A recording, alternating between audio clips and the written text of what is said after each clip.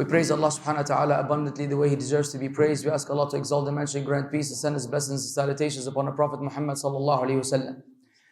Imagine you were made in charge of a project. Someone gave you a house, but that house was built on a weak foundation. So you had to make a choice. Either you eradicate the existing foundation and establish a new one, which will be very costly and time consuming, or you take a risk. You say, I will renovate this house, I will build on it, and I hope and pray, inshallah, nothing will happen. And sure enough, you choose the other option, which is more practical, more economic, more financially friendly to you. And you start renovating this house, which is built on a weak foundation. Now you happen to be in an area where earthquakes are not uncommon. So every time you invest into this house, you get new furniture, new chandeliers, whatever you have on the shelves. A little earthquake happens and you find out that a big portion of the house has been damaged. Furniture has been damaged. Sometimes a wall will fall apart, the roof will fall apart, the attic will fall apart. And you spend years of your life going through the process. Would you say, or would you think that you were better off to go for the safer option in spite of the difficulty? No doubt. And brothers and sisters, the condition of the Muslim Ummah today is very much like this. The title of the talk is Change for Change. We all want the change. I think we've never been so emotionally bottled up. I don't think we've ever been as frustrated as we are nowadays. Because everywhere you look and everywhere you go, the Muslims are going through some sort of hardship. Even in the countries where Muslims are not going through hardship, there are issues. Sometimes you can't even speak. The concept of freedom of expression is one which is bogus, because freedom of expression seems to be with everyone except with us. If we were to say certain things, then we are to be scrutinized and demonized and held accountable, while the rest of the world technically gets away with saying anything they want about the Muslims, and it's standard procedure. So even in this regard, we also are frustrated. We have a lot of frustration. I'm not going to go into politics, you already know. Because politics is one topic that will split the ummah. As soon as you mention politics, automatically maybe this masjid 50 will go here, 50 will go here. We don't need that. You all have subjective opinions. We all have subjective opinions. Understandably, because everybody looks at the world from their point of view, from their outlook, from their experience, from their knowledge, and we're not the same. Could we be wrong? 100%. Is it possible that you thought you've definitely figured it out and you don't have it figured out? No doubt. Why? Because the variables are not standard. Meaning, what are the tools that you use to judge? What is the source of information? It's source of information that in its nature is unreliable. The default of it is unreliable. And Allah clearly made in the Quran distinct rules and regulations. Ya ayyuhalladhina amanu in ja'akum fasiqun binaba'in fatabayyanu. Oh, you have believed. If a corrupt person brings news to you, fatabayyanu. You have to seek bayan, clarification. أن تصيبوا قوما بجهالة فتصبحوا على ما فعلتم نادمين. Perhaps lest you wind up oppressing other people out of ignorance, and then you will become regretful over what you have done. So we can all agree that our source of information, for the most part, some people have direct experience. Let's keep them as an exception. We are all using the same source, and this source, my brothers and sisters, is not reliable. Therefore, if you really want to be safe, don't get into this entire discussion. But politics is not the problem. Even though politically the Muslims are struggling big time. Because we understand as Muslims the value of the Muslim life. In fact, we understand the value of life, be it Muslims or non-Muslims. Because even when it comes to non-Muslims, Islam does not teach what some people claim, that it's some video game where, in video games, you just kill as many people as possible, and the more you kill, you get more points.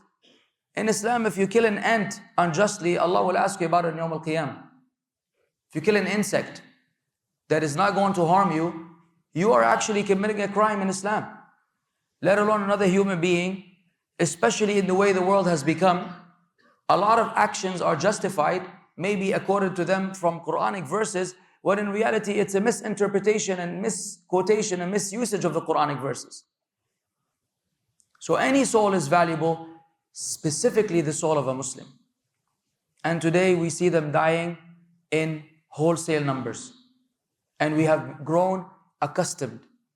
Like it is normal that you wake up and hear, this area was bombed, a hospital was bombed, 100 people died, 150, even we became, used to this kind of information. But if you really to think about it, if you were to think about it on the ground, what's 100 people dying, 100 Muslims dying? What is 5 Muslims dying? It's a calamity, it's a musibah of the highest order. One person dying is a musibah. Allah called it musibatul maut, the calamity of death. So the golden question is, all right, so what? Why is this happening? And how do we fix it? The truth is, we were already told that this is going to happen. We were already told by the Prophet ﷺ. He described the very condition we're going in today. In the famous Hadith of Thawban, when the Prophet ﷺ said in Sunan Abu Dawood, يوشك الأمم أن تتداعى عليكم كما تتداعى الأكلة إلى قصعتها. Very soon, the nations will gather against you, around you, like people that are feasting gather around the dining table. Have you ever seen when we go to eat how it is? Suddenly the food becomes the victim, and everybody's going to reach and get what they want. And some people have manners and etiquettes, and some people, he's willing to elbow you to get what he likes.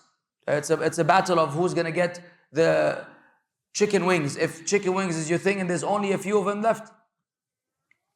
So these nations will gather just like you gather around the dining table. فَقَالَ قَائِلٌ, a man said, وَمِنْ قِلَّةٍ نَحْنُ يَوْمَئِذ, is it because we're going to be small in numbers?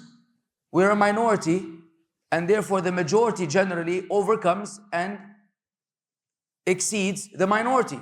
You're inferior in terms of numbers. قَالَ بَلْ أَنْتُمْ يَوْمَئِذٍ كَثِيرٌ. Subhanallah. No, rather on that day you will be many. You will be many.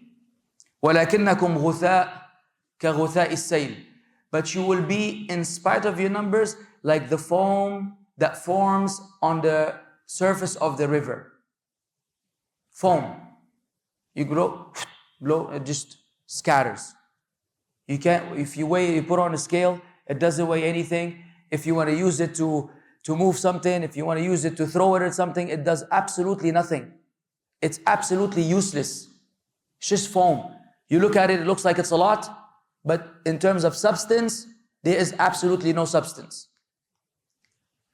وَلَيَنْزَعَنَّ اللَّهُ مِنْ صُدُورِ عَدُوِّكُمْ الْمَهَابَةَ لَكُمْ. اللَّهُ الْمُسْتَعَانِ. Pay attention, ya akhwan, so that we have an understanding of the wording of the Prophet sallallahu alaihi wasallam. Because I believe the biggest issue we have today is lack of understanding of Aqeedah. The Muslims don't know their Aqeedah. Therefore, when these things happen, they don't know what's happening or who's causing it. Pay attention to the choice of words. And those who know Arabic will understand. وَلَيَنْزِعَنَّ اللَّهُ, Allah Jalla Jalaluhu wa taqaddasat asma'uhu, who loves the Muslims and loves the believers and promised us all kinds of promises. He will remove from our enemies the fear that they have for us. Allah will do it. We will see why. وَلَيَقْذِفَنَّ فِي قُلُوبِكُمْ الْوَهْنِ. After Allah removes the awe, the respect, the veneration that the non-Muslims are supposed to have to the Muslims, after that is removed, Allah will cast into your hearts wahn, which is translated roughly as weakness. But the Sahaba were not familiar with the term. فقال قائل يا رسول الله وما الوهن? O Messenger of Allah, what is wahn? قال حب الدنيا وكراهية الموت. It is loving this worldly life and hating death. The first thing we need to establish is that numbers are useless if there is no proper foundation. Just like that house that you continue to build stories upon stories and decorate it with all kinds of decoration, the foundation is missing, it will all collapse possibly in 30 seconds. Having numbers is only advantageous if in line with the truth. But if we are large in numbers, but we are scattered, divided, and separated, then those numbers are of no value to the Muslims. And I don't think any two people will disagree that today we are certainly divided. Even on the basic level of masajid and their names. Masjid kada li kada, or masjid kada li kada. This masjid is for this denomination of Muslims. If you think about it, that's insane. Like we are so used to this, like this is adi. What's the big deal? What's the big deal? This is a Salafi masjid and this is a Barelvi masjid and this is a Diobandi masjid. Like it's normal. But is that really normal though? That's not normal. Where in the Quran and Sunnah was such behavior allowed? Where did Allah allow us to divide into sects? كُلُّ حِزْبٍ بِمَا لَدَيْهِمْ فَرِحُونَ. Every sect joyous with what they have. Where did Allah allow this? Where is وَاعْتَصِمُوا بِحَبْلِ اللَّهِ جَمِيعًا وَلَا تَفَرَّقُوا? Hold on to the rope of Allah altogether and do not be divided. Where is that? Where are the Muslims that are working towards that? It's not almost non-existent. Because we're so bent on what we've already decided that we're not willing to resolve these issues. And I would dare to say that the people who follow the way of the Salaf should be the most willing to invite and to give da'wah. It is not about keeping this da'wah exclusive and wearing it as a name tag or as a clothing line and then just say all of y'all, you can go to hell. 73 sects, yallah. Alhamdulillah, I am one of the saved sect. Allahu Akbar, Bismillah. La ya habibi. Those are your brothers in faith. Those are your brothers in faith and they have the obligation. Do you understand that they were brought up into this? A lot of them are brought up into this. They don't know any better. So if we don't give them da'wah, who will?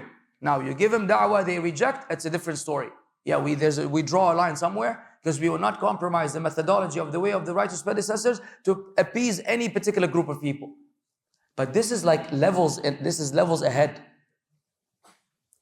So we are divided in a big way. And the Prophet ﷺ is telling us that it is Allah Azza wa Jal who will do this. In another hadith, he said that Allah Azza wa Jal will يُصَلِّتُ عَلَيْكُمْ ذُلًّا لَا يَنْزِعُهُ حَتَّى تَرْجِعُوا إِلَى دِينِكُمْ. That Allah again will afflict us with humiliation that He will not remove until you return back to your religion.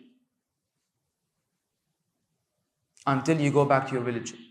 إِنَّ اللَّهَ لَا يُغَيِّرُ مَا بِقَوْمٍ حَتَّى يُغَيِّرُوا مَا بِأَنفُسِهِمْ. Allah does not change the condition of the people until they change that within themselves. The scholars say there are two interpretations of this ayah. Even though when you hear it quoted, it's often quoted with one interpretation. Which is that if you want to be good, you have to change the bad. But the ayah also means that if you were bad, if you were good, you will become bad by not doing what is good. Meaning if you were upon righteousness, Allah will not change your condition to evil until you change being good. Similarly, if you are bad right now and you want to become good, Allah will not change your condition until you change the bad, which is within yourself and within ourselves. So this ayah lays down the foundation that we all need to work towards. Because nothing else will work. Wallahi, billahi, tallahi. If we were to continue to try on Yawm al-Qiyamah to bring about the change and not do it according to the way of the Prophet ﷺ and the Sahaba, wallahi, we will never succeed. We will never succeed. Why are we wasting our time? Why are we trying to continue to renovate this construction on the weak foundation?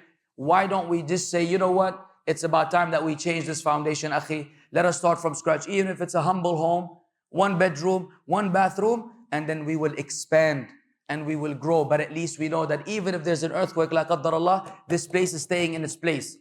Not every time there's an earthquake, we have to start from scratch. Today, we're trying all different methods to bring about change. And as you see, it only gets worse. It only gets worse, and it will continue to get worse. This is why the scholars are the guides in this regard. When you refer in any matter of this world, medicine, you could choose Google and you could choose a specialist. If you search, the problem you're facing, some symptoms, you have some symptoms on Google, how many solutions or answers you're gonna get? Hundreds. More often than not, they're conflicting. One will tell you, for example, you have you sprayed your ankle. Some will tell you that you should rest. Lift it up, put some ice, don't move. The next link tells you, walk on it, but gently. Make some movement, but not. Allah, I'm not a doctor. So obviously, whichever one is more convincing to me, whichever one sounds that they know what they're talking about, I'm going to follow their advice. And which is what we do, by the way. You watch a review, you see the review of this product. Oh, mashallah, people are saying good stuff. The people leaving the review could be the cousin of the owner of the product on Amazon. He told all of his family, look man, this new product I'm putting, everybody please go and leave a review 5 stars. So you read the first 5 stars, mashallah, great product. This product belongs in the trash. You understand? These things happen. So we're easily swayed. We're easily swayed. So you don't refer these matters. Why is it when it comes to the matter of the deen and the ummah's revival, the ummah getting back on its feet, we seem to accept the opinions of individuals that really don't know what they're talking about in this regard? Allah made the scholars, the ulama, they are the people that they are to be referred to, and not any alim. There is also a particular genre, I would say, of scholars that are very explicit in which type of Islam they follow. Because sadly, we have this kind of division among the ummah. It has to be according to the way of the Sahaba, the Tabi'een, Atba' Tabi'een. This is something that we cannot be shy about, or feel that this causes division. If calling to the way of the Sahaba causes division, then I don't know what brings unity. How could anyone be criticized for saying, look man, I want to understand Islam, but not according to Sheikh Patutu from Matutu. I want to understand it according to a Sahabi, a Tabi'i, someone who knows what they're talking about. How could you be blamed for that? How could you be looked down upon for that? Forget about the name calling and the titles that some people give each other. Set that on the side. What is the crux of the belief? It is sticking to the way of the Sahaba. So ask yourself, I don't even need to answer. I don't even need to say anything at this point. I think each one of you knows the answer. What did the Sahaba do in order for them to have received the honor that Allah gave them, and because of that they were able to technically conquer the world? What did they do? What was their first trait? What was the main trait? Tawheed. How did Allah describe them? We quoted the ayah in the dars the other day. وَالْمُؤْمِنُونَ وَالْمُؤْمِنَاتُ بَعْضُهُمْ أَوْلِيَاءُ بَعْضٍ. The believing men and the believing women are allies to one another. يَأْمُرُونَ بِالْمَعْرُوفِ. They enjoin what is right and correct and good. وَيَنْهَوْنَ عَنِ الْمُنْكَرِ. They forbid what is evil. There's no ma'lish, don't hurt the brother's feeling and don't speak about those issues. Kif? How am I going to choose your emotional state over the hadith of the Prophet ﷺ or over the Allah's words? Allah's words. The more you do this, the more you are mu'min and mu'mina. The less you do this, the less you are a mu'min and mu'mina. This is Allah's standards, not mine. يَأْمُرُونَ بِالْمَعْرُوفِ وَيَنْهَوْنَ عَنِ الْمُنْكَرِ وَيُقِيمُونَ الصَّلَاةِ. They establish the salah. وَيُؤْتُونَ الزَّكَاةِ. They pay the zakah. Some Muslims haven't paid zakah, by the way, ever since they become rich. Ever since they became rich, they haven't paid zakah once. I've sat with people like this, casually. Oh, by the way, is there zakah on gold or on property? Bro, I've never paid zakah. Brother, are you kidding me? Now you're asking, like 15 years later, you've reached the nisab, the threshold from 2002. These were rights of Muslims. That money you have is not your money. It's Allah's money that is supposed to be given to the recipients who deserve it. You're stashing it in the bank and getting interest on it too. Basics. Zakah, how many people, if the Muslims pay zakah properly, all of us pay, there will be no poor Muslims aslan. MashaAllah, tabarakallah, some people are so well off, he himself can feed a town. His zakah, his 2.5%, wallahi will feed a town of people for a year. But our zakah, Allahu alam, how, where it goes, who takes care of it, that's a different discussion. وَيُقِيمُونَ الصَّلَاةَ وَيُؤْتُونَ الزَّكَاةَ. And then, who knows the ayah? Come on, this is one of the most important parts of the ayah. Bismillah. Anta, you want to get us all shut down, huh? It's not though. Adi, if it were, we will say it. وَيُطِيعُونَ اللَّهَ وَرَسُولَهُ. They obey Allah and His Messenger.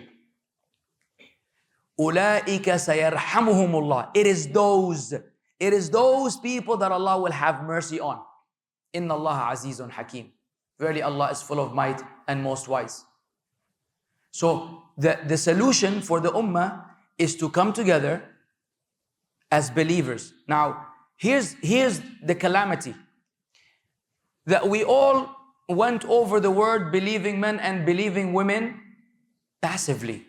Like we're just assuming that everybody is a believer. Do you know and can you believe and do you trust that today even the term iman, when attributed to certain people, we need to actually verify that they actually have proper iman? Meaning, are there people within the Muslim community or that ascribe themselves to Islam who actually violated the term iman for us to even call them mu'min and mu'mina? Absolutely. That's a calamity of another order. Meaning, we struggle to certain denominations, you actually struggle to categorize them as one of the sects of Islam. They might not even qualify to be one of the sects of Islam. Why? Because iman, the 6 pillars of iman, branches into many subject matters. And for you to be a believer, you have to know them and understand them. How many of the Muslims know the actual 6 pillars of iman except by name? I'm speaking from experience, and I could be limited in my experience. I acknowledge, I accept that. But in my interaction with Muslims, a lecture like this, or when I'm sitting with the brothers, or with my people at work who are not exactly practicing Islam in the ultimate sense, in my circle of communication and the people I sit with, you will be shocked that a lot of people can only name the 6 pillars of iman and that's it. يعني آمنت بالله أؤمن بالله جزاك الله خير. What do you believe about Allah? More than this, don't ask. طب ربوبية, uluhiyya, even if we're not using those terminologies, the concept of rububiyya, because he's going to tell you, oh, this is a bid'ah. You know, you just have to believe in Allah. At the time of the Sahaba, they were not saying rububiyya, uluhiyya, asma' sifat. Ma fi mushkila akhi. Let's set the categorization on the side.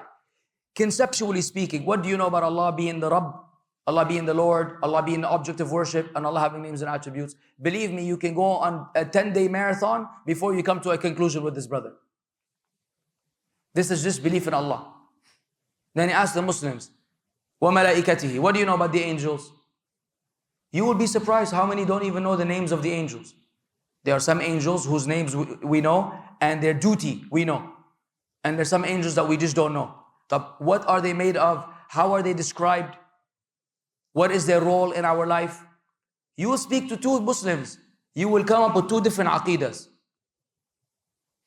He says, I only know Jibreel. And in my part of the world, in Lebanon, we have Azrael, which is a weak tradition attributed to Malak al-Maut. They have a name for him, which is not authentic. And nothing beyond that. They don't even know the names of the other malaika. Even though some of them are mentioned in the Quran. What's after the malaika? أن تؤمن بالله وملائكته وكتبه. The scriptures. The scriptures, how many are there? Let's see. You first tell me how many, then enumerate, Sheikh. 4 or 3? 4? طيب. They are? Give me the easy one. Quran. طيب ماشي. Injil. التوراة. الزبور. طب whose is it? Dawood alayhi salam. MashaAllah. Top notch crowd. طب good. We got away with this one. 4 scriptures. طب are there rulings regarding them? Let me ask you another trick question. Yalla, since we're in the business of asking trick questions. So you read something in Old Testament which opposes something in the Quran. What do we do? What is our position? We reject. You read something that is in line with the Quran. We accept. You read something that is neither nor. What is the term? You remain neutral? You remain neutral. Another top-notch crowd, mashallah. We don't have anything that approves or denies. Allahu A'lam. Allahu A'lam. I don't know. Why say it's not when it could be? And why say it is when it could not be? طيب. After the kutub, ar-rusul. How many of the messengers, how many of their names do we know? And their stories with their respective prophets. Mind you, last I checked, almost most Muslims do a khatam of the Quran in Ramadan. Can we safely say that? I think very few people manage not to finish the Quran once in Ramadan. Type, you've been Muslim for 20 years, 15 years. So if you don't read the Quran at all in your daily life, you only read it in Ramadan and you finish it in Ramadan, you should have completed the Quran 15 times. 20 times, depending on your age. Some of the brothers, mashallah, 50 times. And yet, we still don't know what the Quran teaches. Because we've been reading in Arabic the whole time. It's high time that we read the English translation. So that you get the ajr of the Arabic and you understand what Allah Azza wa Jalla is telling you. Because the stories are durus and ibar. They are lessons. They're moral benefits in the stories. It's not just merely a story that is being told to you. You know, the scholars, they say every time you read or listen to Surah Yusuf, which Allah called Ahsanul Qasas, the best of story. Every time they deduce a new benefit from this story. The Quran is endless in this regard. You will always gain something from it. طيب, then after the Rusul, how much do we know about Yawm al-Akhir? Some will tell you, it's the day where everything is going to be done. MashaAllah, tabarakallah. Mr. Brief.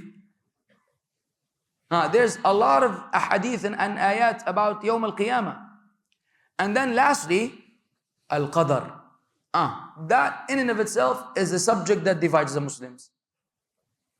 Are we Qadariya or Jabariya? Are you Mukhayyar or Musayyar? Allah decreed that you got into an accident. So Allah is putting you in this predicament. So you had nothing to do with it. Therefore, if you're a believer because Allah made you a believer, and he's a disbeliever because Allah made him a disbeliever. And therefore it's arbitrary. A lot of Muslims have this misconception, not making a distinction between mashi'at al-insan wa mashi'at Rabbil Alameen. وَمَا تَشَاءُونَ إِلَّا يَشَاءَ اللَّهُ, that you have a mashi'ah. And these aspects of qadr are hidden from us. So your job and my job is, somebody tells you, look man, you want to get to the hospital? There's a straight road over here that will take you 1 minute.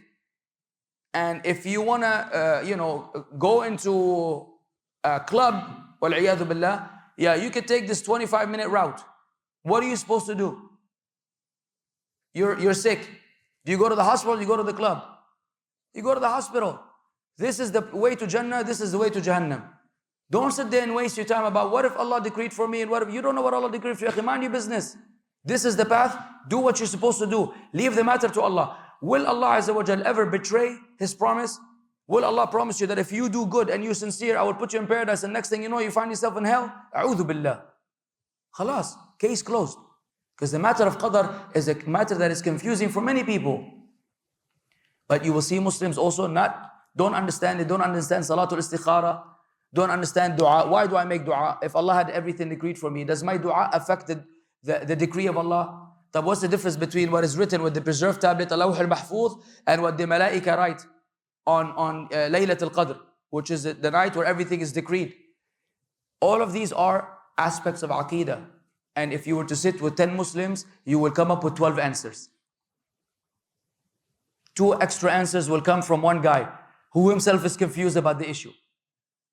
But these are matters, ya akhwan, that the Sahaba had no issues with, huh? The Sahaba did not differ on these issues at all. They differed on minor issue, whether the Prophet ﷺ saw Allah subhanahu wa ta'ala in al-Isra al-Mi'raj or not. Adi. But those core matters were agreed upon. And today, those are the foundation upon which we believe وَالْمُؤْمِنُونَ وَالْمُؤْمِنَاتُ بَعْضُهُمْ أَوْلِيَاءُ بَعْضٍ. Part of our wilayah to each other is that those matters are taught. Today they tell you, no need to study this Aqeedah, it's a waste of time. We are facing liberalism and secularism and Madrishism, all these isms. Because we don't know these things. Because if you know your religion, how could you be a feminist? You cannot. If Allah gave men certain right and women certain right, if you're a believer, says, سَمِعْنَا وَأَطَعْنَا غُفْرَانَكَ رَبَّنَا وَإِلَيْكَ الْمَصِيرُ. You're not going to say, how come with this? It's not even open for discussion.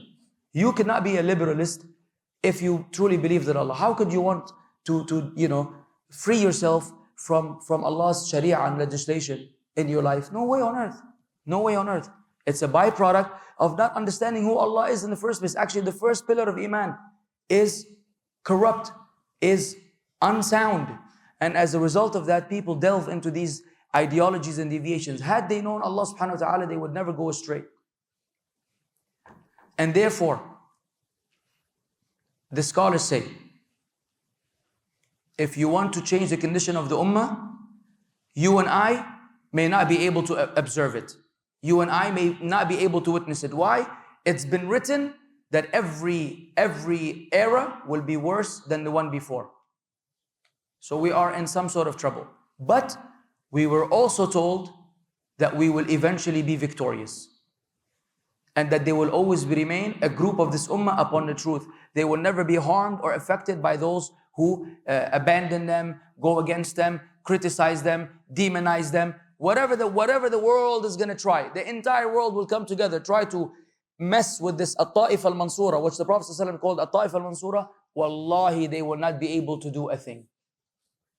يُرِيدُونَ أَن يُطْفِئُوا نُورَ اللَّهِ بِأَفْوَاهِهِمْ وَاللَّهُ مُتِمُّ نُورِهِ وَلَوْ كَرِهَ الْكَافِرُونَ. They want to extinguish the light of Allah with their words, and Allah will complete His light even if the disbelievers hate it. We've been promised by Allah that we will remain until the end.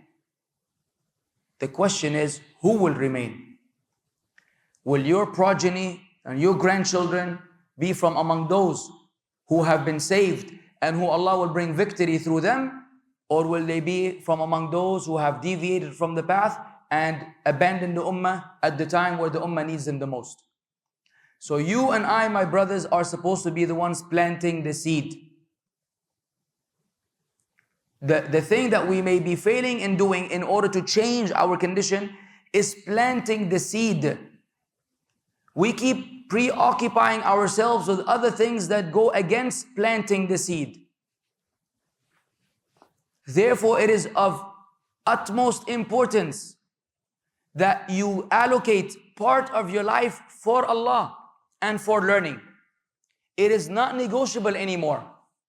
A lecture like this doesn't cut it. Jazakallahu khairan for coming. Allah bless you and accept from us.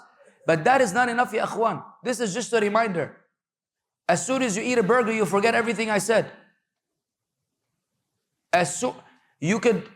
Humans are forgetful. Insan from nisyan. You will forget.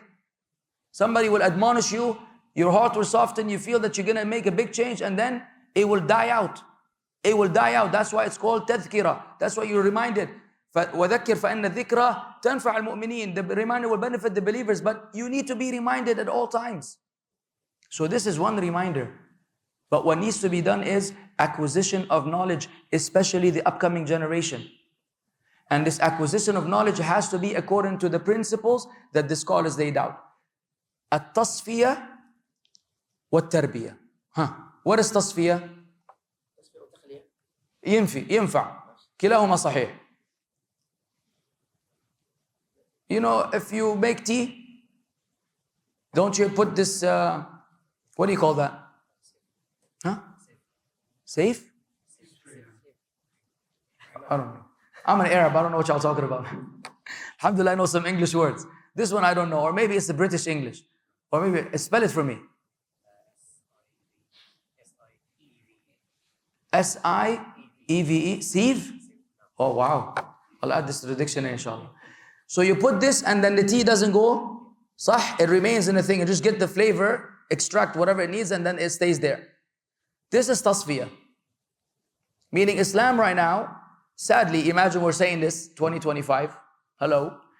Islam right now has people added like little rocks and pebbles, maybe some people with some alcohol, pork chops, ay shay. Today the deen is, mashallah, people playing with the deen of Allah. They come and add all kinds of stuff. Innovation, every time somebody comes up with a new idea, why don't we do this, why don't we do that? Bid'ah are, mashallah, being generated around the clock, 24/7. 24/7 people are inventing new things into the deen. Every year, you discover something new. Like first Mawlid, you know, Mawlid al-Nabawi was already a bid'ah in and of itself. But then there's progression. They reach a point where there's a birthday cake and singing birthday songs. Can you imagine the audacity? Saying happy birthday to the Prophet ﷺ. Ya Sheikh, hello. Yani, where do you draw the line?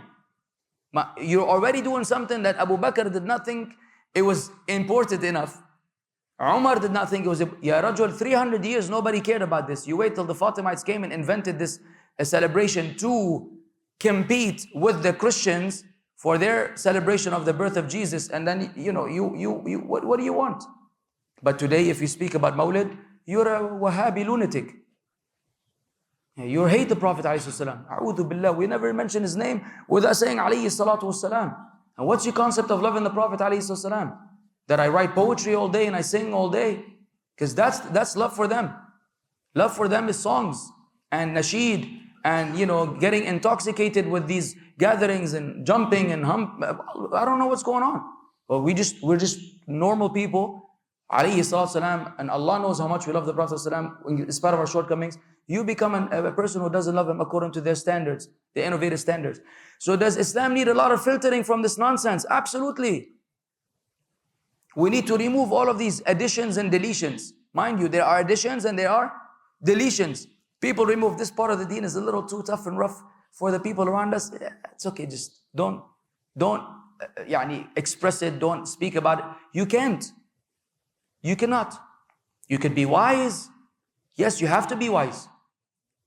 Islam is the idea of I'm a brave man, therefore I am unhinged, and I say anything in front of everyone is not from the way of the Prophet ﷺ. Some men, some brothers, this is a concept of bravery. Yeah, I don't care. Whoever it is, I'm going to say what? Ya akhi, you're going to shut down the entire masjid and the community. Hello, go sit at home. Allah wallahi, la akhafu billahi lawmata la'im. Ya Shaykh al-Islam, please relax. This is not wisdom. There's certain restrictions. Be wise. Be wise, because you always have to weigh the benefit and the harm. You know, I'm able to do A, B, C, D, E, F, G, and they're messing about with one. I play with this, the A, B, C, D will be deleted. And guess what? Someone else is going to come in with his own ABC, which will be completely corrupt. La. But people, a'udhu billah, illa man rahimallah, evil assumption, bad assumption, sellout, agent, you know how it is.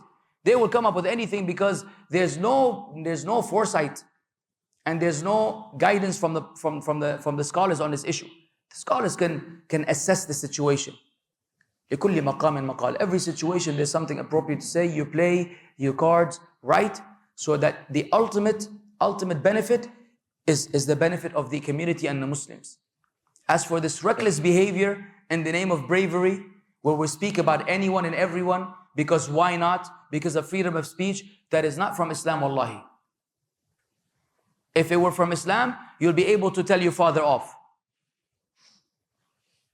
You'll be able to tell your father off. You are not allowed to say a single word to your father, including uff. Uff. What's that? What's the equivalent of that in the Western world? It could be the shrug. right? It could be a facial expression. Mind you, the smallest number was off, because that is what's common. Any type of dissatisfaction with your father is not allowed. There's no freedom of speech in Islam in this regard. Can a wife say anything to her husband?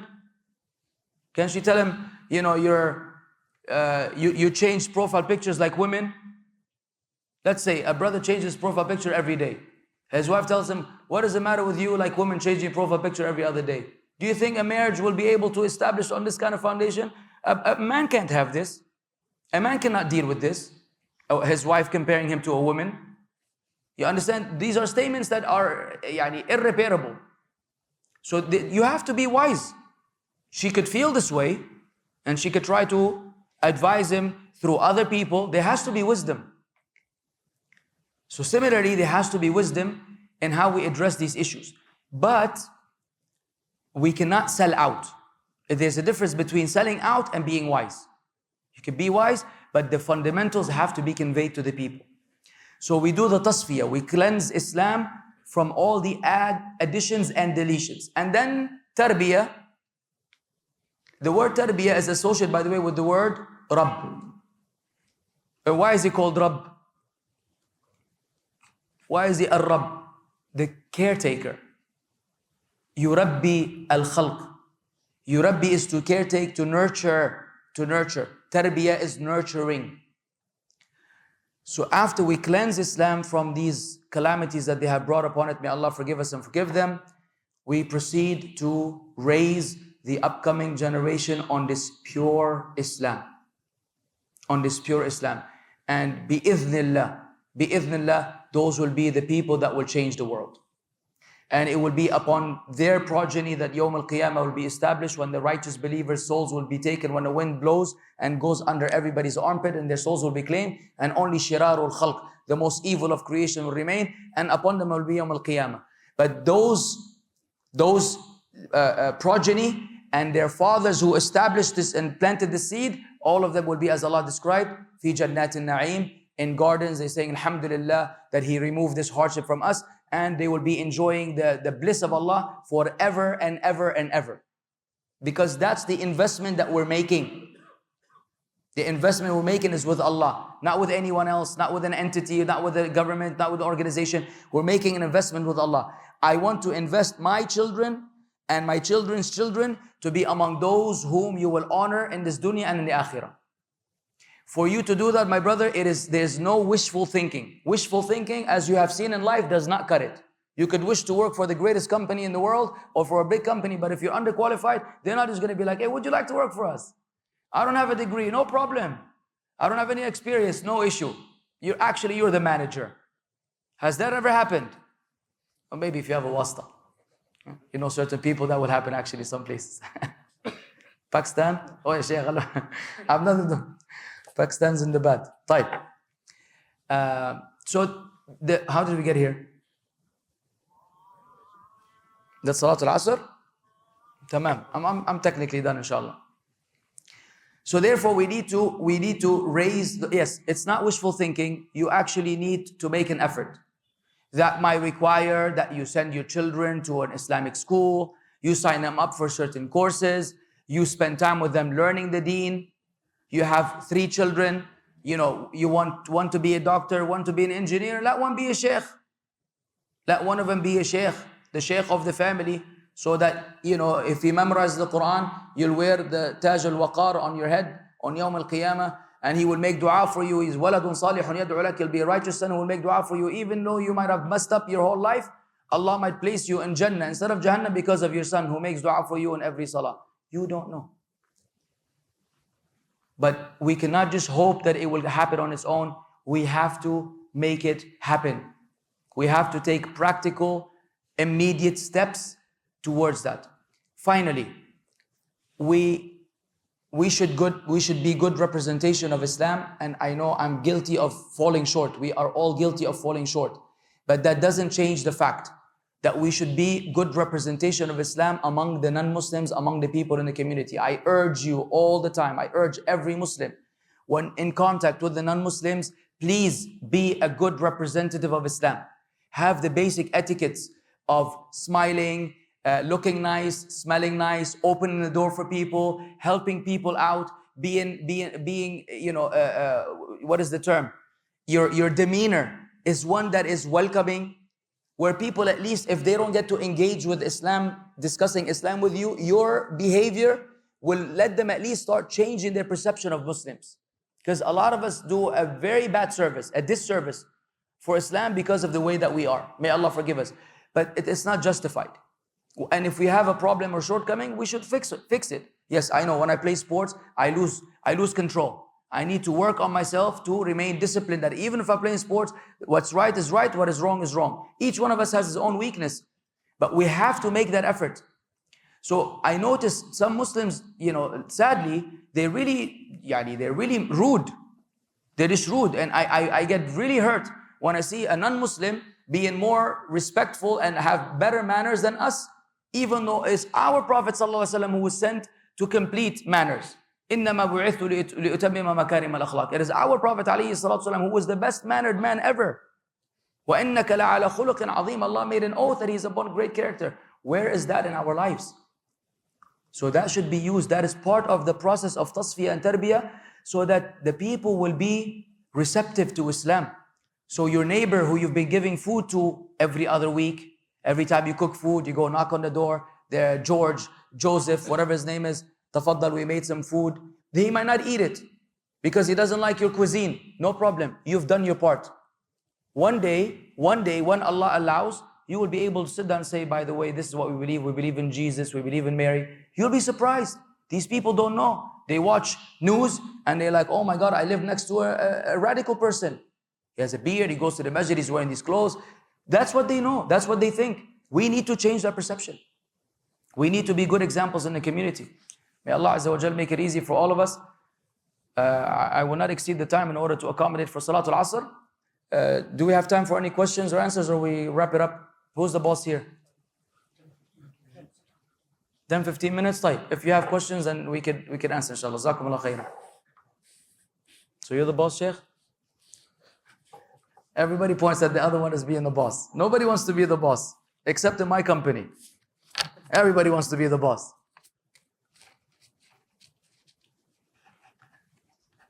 Any loaded questions like last year? Ayat Faddal. Go ahead, brother. Wa alaikum salam wa rahmatullah.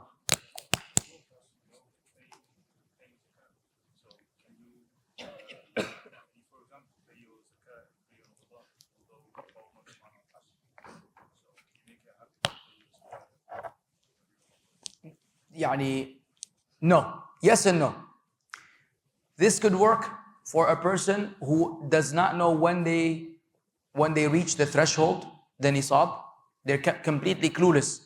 And then usually, because it's customary that the people pay their zakat in Ramadan, he begins in Ramadan. Tamam?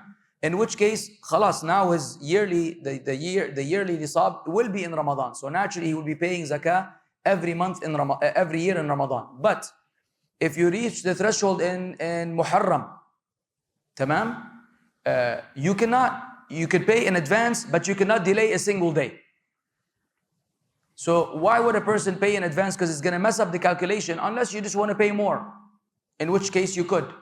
But fundamentally, you cannot delay the zakah. So if it is due in a particular month and then you're waiting because it's not Ramadan yet, let's say there's 2 months to Ramadan, you cannot withhold zakah from the rights of the people until Ramadan comes because you've been told that the reward is more. And that whole concept, by the way, as far as I know, and I could be wrong, there's nothing in the Quran and the Sunnah that established the virtue of paying zakah in Ramadan versus other days, or versus other months. Salah, we know that there's Salatul Qiyam and Taraweeh and what have you, but the narration that the nafilah in Ramadan is equal to faridah outside of Ramadan is a weak narration. And it could be because of these weak narrations that the people have created this perception that zakah in Ramadan is superior to other than Ramadan. No, zakah is best when given at the time that is due, on the same day. If you really want to be on good terms, because la Qadar Allah, you died, dhimmatak bari'ah, you've fulfilled your obligation and you're free from any ramifications of your shortcomings. So Ramadan is only for a person who somehow Allah decreed that they started paying Ramadan, khalas, they're hooked more or less. If you have another month, stick to the other month. Clear? Hey, barakallah feek. Another question? Wow, mashallah.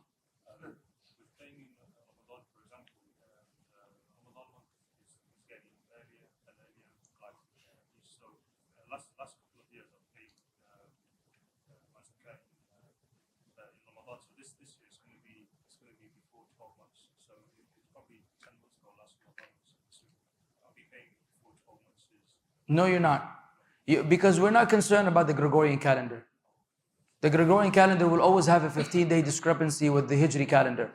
This is why, what year were you born? Gen Z?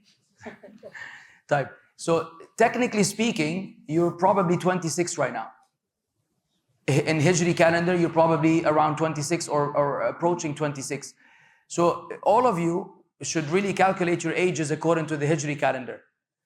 Because the Hijri month is either 29 or 30 days. And the Gregorian month, more often than not, is 31 days or 30. Only February is an exception. So if you count, I think it's around 350 days, the Hijri year, and 365, right, is the Gregorian. That's 15 days. So add up those 15 days for a whole year. 15 times 12. Who's an accountant here? Aywa. Sheikh. Huh? 180? I'm going to take your word for it. Because I'm not an accountant either. That's what though? That's almost half a year. That's 6 months. So your age is actually older than what you think. You're older than what you think. If you're among the older brothers, mashallah, tabarakallah, it could be a 2 to 3 year discrepancy between his Gregorian age and his Hijri age. Now when the Prophet ﷺ said, Muru awladakum bis salati wa hum abna'u sab'a, command your children to pray at the age of 7. Was he referring to the Hijri year or the Gregorian year? The Hijri year.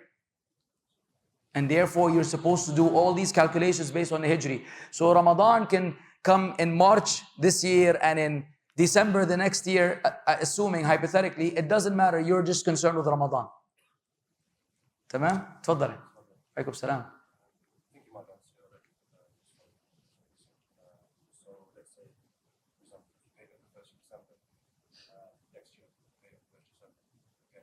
No, you don't. You're not concerned with December. You paid on the 3rd of Ramadan, you will pay on the 3rd of Ramadan the next year. Even in general, the calculation of the one Hijri year, al-Hawl, what they call al-Hawl, is calculated from based on the Hijri month. And they will not be the same. They will never be the same, the Gregorian and the Hijri. So for example, if you say December 1st and December 1st, and December 1st in 2024 coincided with the 2nd of Muharram, the December 1st, 2025 might coincide with the 4th of Dhul Hijjah, for example. How are you going to do it? Forget about December. So find out when you paid the zakah. Like let's say right now you don't know. You paid it December 1st. Go on a converter, date converter, and put 1st of December 2024. It's going to tell you, for example, 3rd of Muharram, 1446, 1446. Khalas. From that day, you count 1 year. And then you pay the zakah again and forget everything related to December. How many days are it? 350, roughly. Because in Islam, it's the difference between us and them is that they don't want to go through difficulty, so they made it fixed. Can I just take off 15 days? La, ya Sheikh, why? Yeah, Captain, it's easy. Just download it. Even Google will convert it for you. Hey. No, but also get accustomed to the Hijri calendar. Because every year it will change. We don't know whether the month is going to be 29 or 30 days unless we see the crescent, the moon sighting. That's why every year Ramadan could be this or Eid could be that. Sah? So if I did pay next year on the 1st of December, then that would be over the threshold. Yeah, you could be messing up either by paying in advance or paying too late, and you don't want any of that. Zakah is the right of the people, and we have to be very diligent in executing the rights of the people on time. Hey, barakallah feek. Tfaddal. Hey, Sheikh.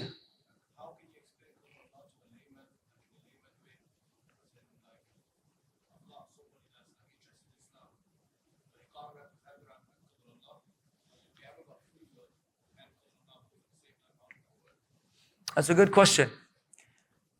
Usually the best way to deliver such religious concepts to non-religious people is by giving them a worldly example they can relate to. Now, you could come up with one of your own. I've come up with some of my own in the past. You might find it suitable, you might not find it suitable. I really don't know. But if I remember correctly, first of all, I have a lecture on the subject titled, Do I Have a Choice? Right? And there we break down the matter of Qadar. But it's very similar to what I said to the brother earlier, that this aspect of the unknown is unknown to you, right?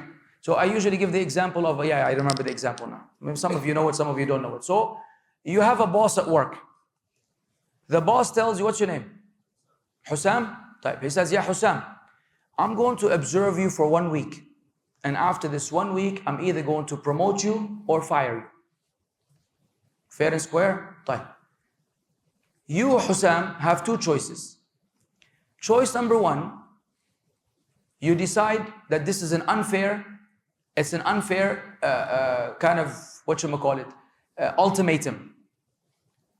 So instead of coming to work at 9 o'clock, you come at 11:30, wearing your pajamas. You come into the office, you put your feet on the table, you're reclining back, drinking tea. Everybody's coming to the office. Hey, what are you doing, Hussam? This boss, man, he said after 1 week, either he will promote me or fire me. This is not fair. What are they going to tell you? You're crazy. Hussam, you're crazy. Right now, you will be fired. Fair? The other option you have, Hussam, is that you say, okay, I don't know what this guy has in mind. I don't know what it is. I'm going to do my job. What is your job? To come on time, to do your work. So you're the same old Hussam, doing your work, fearing Allah because you're doing what you're supposed to do, what you're getting paid for. Even if he was going to oppress you and fire you, you're doing what you're getting paid for. Can any two people disagree that you're supposed to be the second? That you're supposed to do what you're supposed to do? Right. After it's said and done, if you were to do what the first one would do, which is neglect work, you will be fired. But let's say you did your job and he fired you anyways. Right? Is that possible? Yes. Why? Because he's a creation of Allah. Because he is unjust. So then you say, let's shift this concept to Allah subhanahu wa ta'ala. Allah told you, you do this and you will go to paradise. And you do that and you will go to hell. And you don't know the end result. Will Allah ever, after you do your job, betray the promise and place you in hell? Your boss might, Allah will never do. What's the evidence? Allah says in the Quran, إِنَّ اللَّهَ لَا يَظْلِمُ النَّاسَ شَيْئًا. Allah does not oppress people in any way. وَلَا يَظْلِمُ رَبَّكَ مِثْقَالَ ذَرَّةٍ. Not even a grain of a mustard. Allah will never oppress anyone. وَمَا رَبُّكَ بِظَلَّامٍ لِلْعَبِيدِ. Allah does not oppress this. All the Quran is telling you that Allah does not oppress anyone. Therefore, you don't know the Qadar, but you will be facilitated towards that which you created for. So do your part and trust Allah subhanahu wa ta'ala. Jazakallah khair. Barakallah feek. Ya Allah, wafaqak Allah. Naam. Feeka barak. What can we do if we have even beliefs that are entering our hearts and like pulling us shubuhat? For example, if someone's living in an area where there's shubuhat everywhere and these doubts are entering his heart, so what can he do to avoid it and also stay away from entering the shubuhat? Run. There's an area, there's a group, there's a location, there's a whatever it may be where doubts are being popularized and spoken about, and you don't have knowledge to deal with them. Run. Remember the hadith of Hudayfa. The hadith of Hudayfa radiallahu anhu, when he asked the Prophet ﷺ about al-khayr wa shar, he told him that towards the end of time, it's going to be real bad. He said, what do I do? He said, stick to the imam of the Muslims and the community of the Muslims. He said, what if they have no imam and no community? He said, اعتزل تلك الفرق كلها. Abandon all of these groups. ولو أن تعض على أصل شجرة ويأتيك حتى يأتيك الموت أو كما قال صلى الله عليه وسلم. Even if you were to bite on a root of a tree until death comes to you. Meaning when people start speaking about the religion in all kinds of ways and confuse the people, and you don't have the ability to defend yourself or defend your belief because of these doubts, abandon all of these people, even if you were to die on your own eating on a branch of tree, on a root of a tree. This is the advice of the Prophet ﷺ to who? To Hudayfa ibn al-Yaman radiallahu anhu ardah. Because the fitan, as he said, fitnatun amya. It will be blind, a blinding fitna. Trials that will blind. Yani the person of sound intellect, as the hadith says, يُصْبِحُ الْمَرْءُ مُؤْمِنًا وَيُمْسِي كَافِرًا. Allahu Akbar. You wake up in the morning a believer, you go to sleep as a disbeliever. وَيُمْسِي مُؤْمِنًا وَيُصْبِحُ كَافِرًا. You go to sleep as a disbeliever, you wake. The fitan will throw you off. And not everybody is fit for this. So if you fear for yourself, there's no ba's, no harm, no shame, nothing against you to leave all of these discussions and all of these people. Don't watch debates, don't listen to debates, don't hear what Fulan has to say versus what Fulan said to him, then what he said to him. It's not for you, leave it alone, ya akhi. Busy yourself with learning the deen. As long as you're reciting the book of Allah, you will never go astray. You can never go astray by reciting the book of Allah. All these people are yapping and waffling. Let them yap and waffle. You go read the book of Allah. You will find in it shifa for what's in your heart. You find guidance in it. Hudan lil mu'mineen. And Allah Azza wa Jalla will protect you with the Quran. Allah. Wa alaikum salam wa rahmatullah. Tfaddal.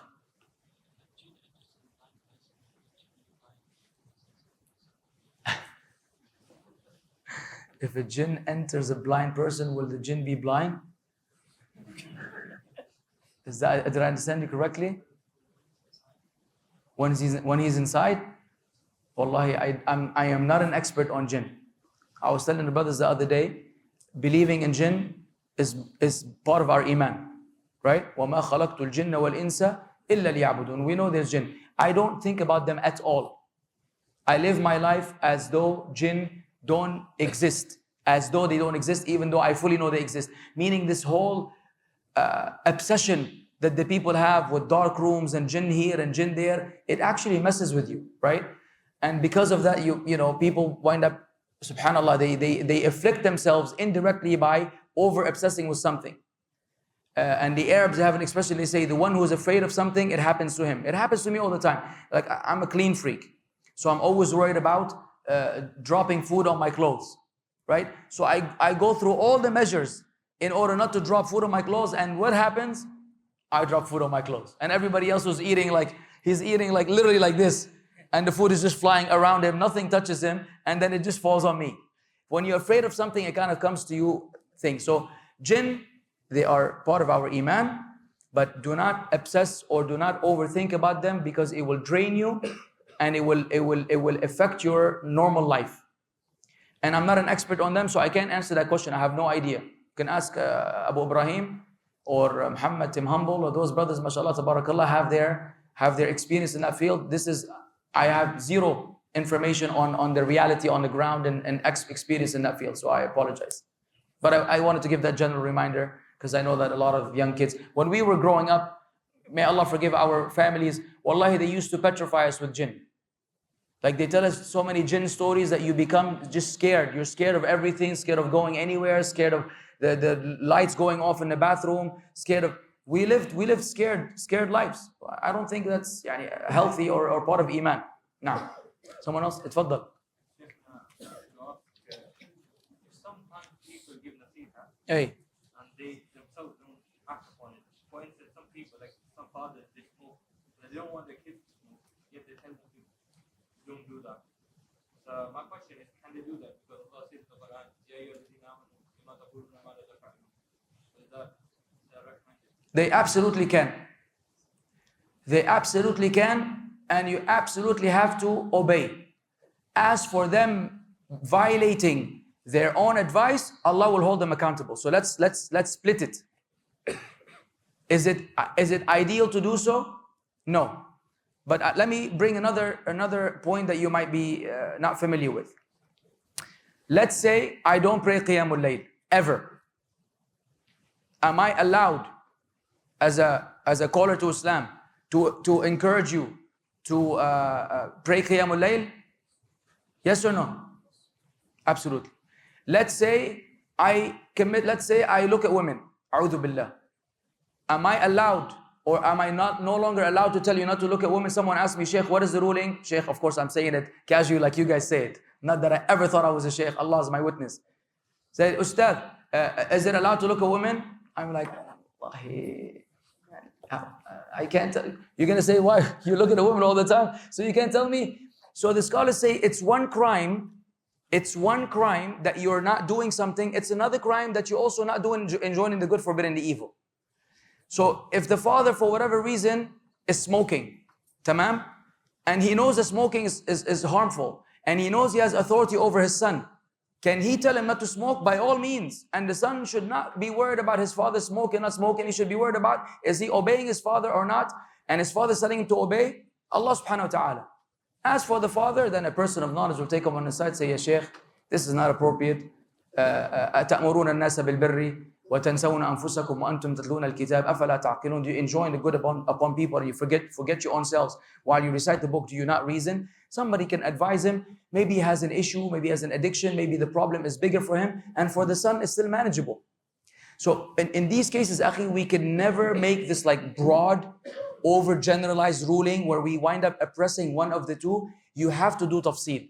You have to break it down into all of these scenarios so we can arrive at a just assessment and a just advice.